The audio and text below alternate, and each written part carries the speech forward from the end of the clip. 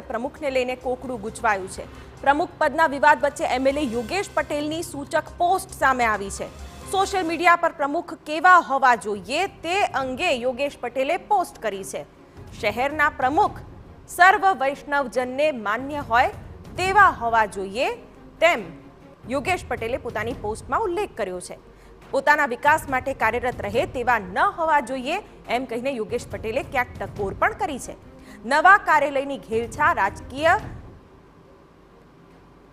રીતે ક્યાંક કેવી રીતે પુરવાર થાય છે તે વિશે પણ તેઓએ વાત કરી છે। તો વર્તમાન પ્રમુખનું નામ લીધા વિના યોગેશ પટેલે કટાક્ષ કરતી આ પોસ્ટ કરી છે।